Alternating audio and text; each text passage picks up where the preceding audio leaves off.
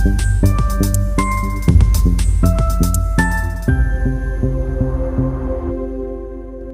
क्या आपके ऊपर होम लोन के बर्डन से ही दूसरे लोन को जमा करने की जवाबदारियां हैं? क्या इन समस्त प्रकार के लोन की किस्तों को जमा करने में आपको परेशानियां महसूस हो रही है? तो आपको घबराने की बिल्कुल जरूरत नहीं है, क्योंकि मैं इस वीडियो में आपको कुछ टिप्स देने जा रहा हूं। इस वीडियो को आखिरी तक जरूर देखिए, क्योंकि यदि आपने इसे आधा अधूरा देखा या स्किप करके देखा तो हो सकता है आप कुछ जानकारियां मिस कर जाएं, और यह भी हो सकता है कि अधूरी जानकारी से आपको पूरा लाभ नहीं मिल पाएगा। तो बिना समय गवाए आज का वीडियो शुरू करते हैं। हेलो दोस्तों, मेरा नाम है मंगलेश, आप है हमारे चैनल पर नो बकवास ओनली फाइनेंस। तो चलिए आगे बढ़ते हैं।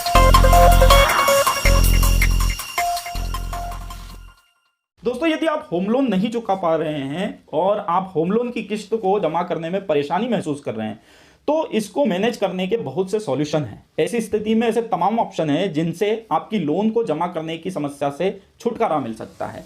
आज हम एक एक करके इन सभी ऑप्शन पर बात करने वाले हैं, लेकिन होम लोन की किस्त के भुगतान की असमर्थता में सबसे पहले आपको जानना होगा कि यदि आपकी होम लोन की किस्तों का भुगतान नहीं हो पाता या आप नहीं कर पाते हैं तो आखिर क्या होगा।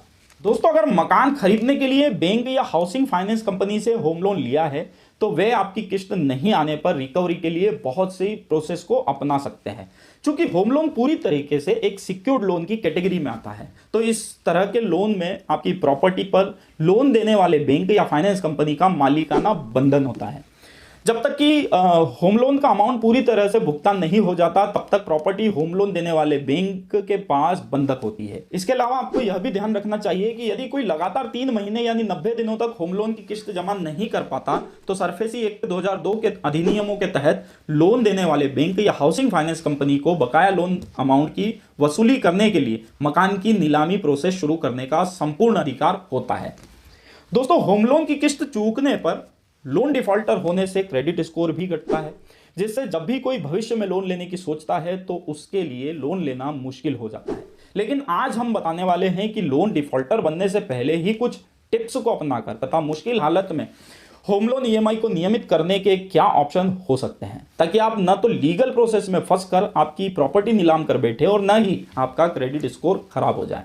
तो ऐसे कौन से ऑप्शन हैं जिनसे आप होम लोन की किस्तों को मैनेज कर सकते हैं? तो इसके लिए आप पहला ऑप्शन जो चुन सकते हैं वो है होम लोन की किस्तों के नियमित भुगतान के लिए एक इमरजेंसी फंड। हाँ दोस्तों, कई बार इनकम के नियमित सोर्स में कमी के कारण आपका होम लोन रीपेमेंट गड़बड़ा सकता है। ऐसा तब संभव है जब किसी की जॉब चली जाए और उसके पास इनकम का कोई दूसरा सोर्स न बचे। ऐसे में कोई होम लोन की किस्त जितना अमाउंट सेविंग अकाउंट में रखकर अथवा फिक्स डिपॉजिट अथवा एसआईपी जैसी इन्वेस्टमेंट के आधार पर अपना इमरजेंसी फंड तैयार कर सकते हैं।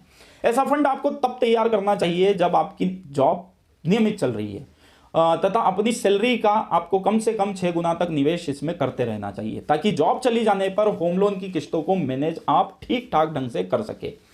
दूसरा ऑप्शन है होम लोन के साथ होम लोन इंश्योरेंस जरूर लें। दोस्तों, आज जब भी कोई होम लोन लेने जाता है तो बैंक या हाउसिंग फाइनेंस कंपनी उससे होम लोन के कवर पर बीमे का अनुरोध करती है, लेकिन ये आपके लोन की रिस्क को कवर करता है। इसी के साथ आपको एक छोटी अवधि का home loan EMI insurance cover भी ले लेना चाहिए। यह बीमा कवर आपकी जॉब चली जाने पर भी आपके होम लोन की किस्तों को नियमित रखने में, कुछ महीनों के लिए नियमित रखने में आपकी मदद करता है। तीसरा ऑप्शन है लाइफ स्टाइल से जुड़ी संपत्ति को बेचना। जी हाँ दोस्तों, स्थिति अगर यहां तक खराब हो जाए कि जॉब भी चली गई है और कोई इनकम का दूसरा सोर्स भी ना बचे और इसके साथ ही साथ आपकी जितनी भी सेविंग थी वो भी खत्म हो जाए, तो ऐसे में आपके पास होम लोन को रेगुलर करने के लिए अन्य रास्ते तलाशना आपके लिए बहुत जरूरी है। दोस्तों, इस तलाश को आप अपनी लाइफ स्टाइल से जुड़ी संपत्तियों को बेचकर खत्म कर सकते हैं। जैसे आपके पास यदि कोई गोल्ड, चांदी, महंगे गैजेट्स, लग्जरी प्रोडक्ट तथा अन्य कोई भी चीजें आपको बेचकर अमाउंट जुटा सकते हैं। इससे न केवल आपको किस्त को जमा करने में आसानी होगी, बल्कि आप इस फंड से लॉन्ग टर्म के लिए इन्वेस्टमेंट करके भविष्य को भी सिक्योर कर सकते हैं।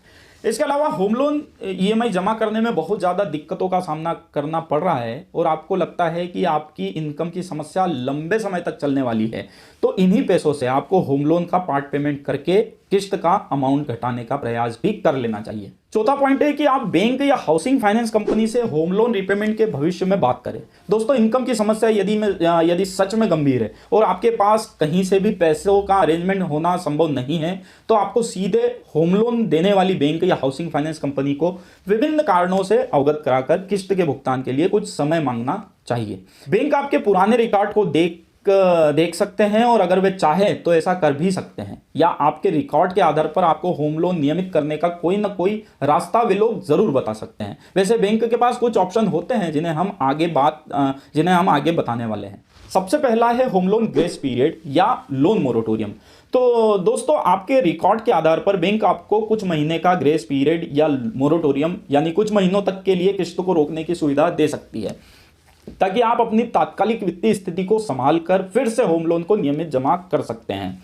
लेकिन यह पूर्णतः बैंक या वित्तीय कंपनी पर निर्भर करता है कि वो ऐसा करे या ना करे। दूसरा है होम लोन रीफाइनेंस। दोस्तों, यदि आपका पुराना रिकॉर्ड सही है तो बैंक आपको होम लोन रीफाइनेंस का ऑप्शन भी दे सकती है, जिसमें आपको आपके बचे हुए लोन पर फिर से ईएमआई निर्धारण करके दी जा सकती है। साथ ही बैंक चाहे तो आपको कुछ और पैसा भी वो एडिशनल दे सकता है।